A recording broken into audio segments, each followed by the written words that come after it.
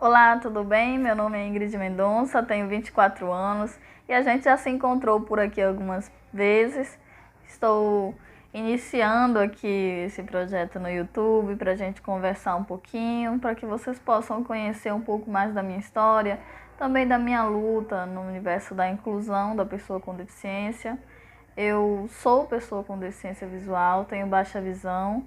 Atualmente estou com aproximadamente 25% de resíduo visual, tenho um rendimento de uns 30% a 35%, tenho uma autonomia ainda legal e a gente consegue interagir, poder locomover, fazer as atividades do dia a dia, as atividades da vida diária aí com uma autonomia bacana. Precisando, dependendo muitas vezes do apoio, do auxílio de amigos, família. Isso é uma coisa comum na vida do ser humano e não seria diferente na vida da pessoa com deficiência. E gostaria de poder compartilhar aqui um pouquinho com vocês. Hoje não vai dar para escrever aquele livro, fazer aquela resenha da minha história, mas eu gostaria de estar interagindo com vocês aqui no canal também, trazendo um pouquinho dessa caminhada. Eu vou começar hoje contando um pouquinho da minha história, trazendo um pouquinho de quem é a Ingrid, hoje com 24 anos de idade, hoje presidente da Associação dos Deficientes Visuais do Amazonas, também membro titular do Conselho Estadual dos Direitos da Pessoa com Deficiência, militante nessa causa aí pela inclusão, que começou em virtude de ser uma pessoa com deficiência visual. Então a gente vai começar conversando um pouquinho.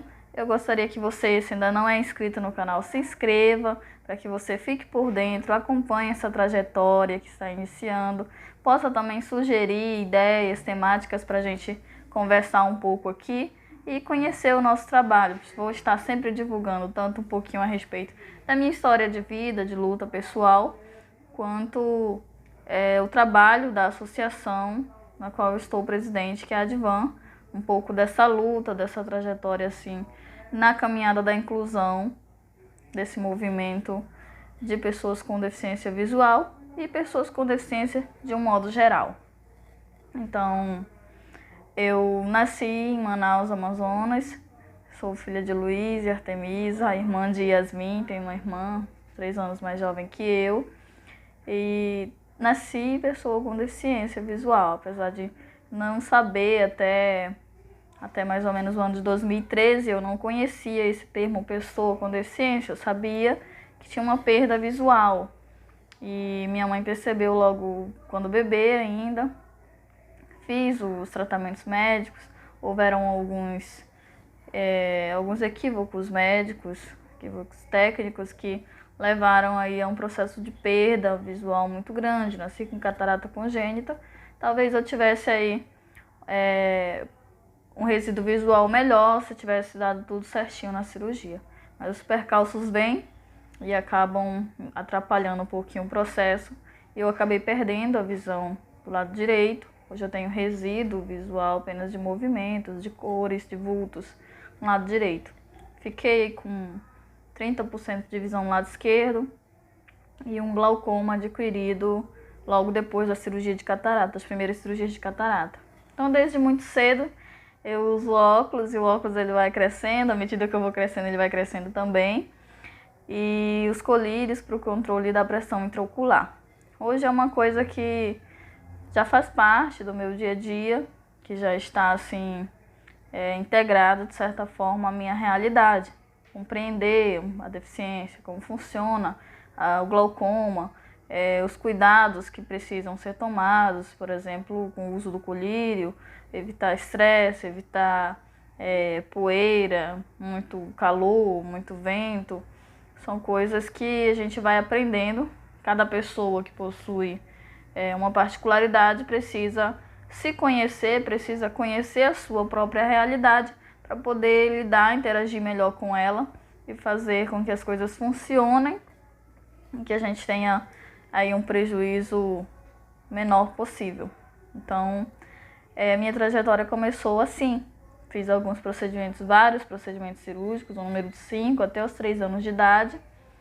E vim me desenvolvendo, apesar de não frequentar a escola, a recomendação era por uma escola específica para crianças com deficiência, uma escola onde eu pudesse estudar o Braille, mas por meus pais se mudarem para o interior do estado, nós estávamos de campo, de criar gado, e a gente começou a se distanciar de Manaus, via a Manaus para tratamento, por conta do controle contínuo do glaucoma, mas eu não desejava me separar logo dos meus pais por conta dos estudos. Sempre tive muita vontade de estudar, mas acreditei que podia ingressar numa escola de ensino regular. E aí passei até os 10 anos sem recomendação médica para isso. Foi quando, por teimosia, eu falei, não, agora eu preciso ir para a escola. Minha mãe ensinou a ler, escrever, fazer as operações básicas de matemática em casa. Eu falei, já está na hora de ir para a escola, 10 anos, todos os coleguinhas indo para a escola, os primos, tudo. E a gente precisa acompanhar esse movimento. E aí entrei na escola de ensino regular no interior, recebi avaliação visual em Manaus e fui com algumas recomendações, tipo sentar perto do quadro. À época ainda conseguia com muita dificuldade, mas copiar do quadro. E foi muito legal, foi uma das experiências mais marcantes da minha vida, foi esse período aí de entrar na escola mesmo, de ter essa vivência com outros colegas. O bullying existia, eu nem sabia que era esse nome na época, mas ele existia. Imaginam, o meu óculos já tem um grau bem forte, mas na época era bem mais forte, era aquele fundão de garrafa mesmo. E aí vem aquela falta de costume mesmo, aquela que não é habitual no interior. Você vê uma criança de óculos na escola naquela época, e principalmente com óculos como era o meu. Então, mas isso não foi motivo para desanimar, muito pelo contrário, cada vez eu me sentia mais motivada, é isso que eu quero estudar mesmo, e vou sair daqui e ainda vou estudar em uma escola maior. Então, onde eu estudei inicialmente eram algumas séries juntas, uma escolinha mesmo de zona rural, e depois tive a oportunidade de fazer o ensino médio já numa escola estadual no município de Nova Olinda do Norte. Eram altas aventuras aí andando de barco, uma média de 3 horas de viagem de barco até chegar na escola. No final da tarde voltar para casa, 3 horas e meia, 4 horas de viagem, para retornar, chegar em casa aí à noite e fazer aquelas tarefas assim com muito entusiasmo, com muito prazer. Foi assim que começou. E aí a gente vai se desenvolvendo, terminei o ensino médio em 2013 e falei, quero fazer faculdade. E é um desafio, agora chegou o momento de separar dos pais já. Aí no final dos 18 anos eu digo, já dá pra gente sobreviver. E Manaus, sempre vindo a Manaus, sempre passar férias. E agora imaginar morar em Manaus e não morar com os pais, morar com a tia, que é como uma segunda mãe para mim, mas essa assistência do dia a dia, isso de estar andando de ônibus sempre acompanhada da mãe, isso é uma coisa que ia ficar um pouquinho lá no passado e agora passar para esse mundão de forma mais autônoma. E aí em 2014 iniciei a faculdade de psicologia, um sonho fazer psicologia. E às vezes a gente tem até uma noção de coisas que nem são aquilo mesmo. E eu sei o que é psicologia e eu quero porque eu gosto. E aí hoje é muito diferente daquilo que a gente imagina no senso comum antes de iniciar uma academia.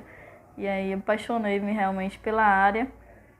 Hoje sou formada em psicologia, formei no ano passado, final do ano passado, final de 2018, e tenho usado esse conhecimento, esse aprendizado, tem me ajudado muito em âmbito pessoal, no dia a dia, na forma como compreender o ser humano, como compreender minhas próprias questões, minhas próprias lutas, como ser mais tolerante, como ser mais empático com o outro. São coisas que a gente aprende na faculdade da vida e as teorias, a academia, ela traz essa compreensão, essa interpretação desses momentos. E uma grande escola na minha vida foi a Associação dos Deficientes Visuais do Amazonas, a ADVAN, da qual eu estou presidente hoje há 1 ano e 6 meses. E quando eu vim fazer faculdade em Manaus, morar em Manaus em 2014, decidi então buscar esse convívio com outras pessoas com deficiência, conhecer esse universo, que é o universo das pessoas com deficiência, especificamente a deficiência visual, que é a deficiência que eu possuo. E foi uma experiência muito nova, foi um novo universo se abrindo. Chegar na Advan, já associada na Advan, já cadastrada, mas nunca tinha tido esse contato, esse convívio por conta de morar no interior. Então, via Manaus, morar em Manaus e agora ter essa oportunidade de conviver. E foi assim para mim que iniciou essa experiência. Consegui um estágio pela faculdade, na Advan, e passei a ter esses momentos de convívio mesmo, conhecer pessoas aqui que construíram uma história, que passaram por aqui pela gestão, que têm uma carreira profissional, professores, advogados, pedagogos, fisioterapeutas. Conheci também moço com quem hoje sou casada, na associação, e também pessoa com deficiência visual. Tive oportunidades inéditas na minha vida, coisas que eu nunca imaginei encontrar, conhecer histórias assim que me fizeram expandir a forma de enxergar, ir para além da deficiência, para além da limitação.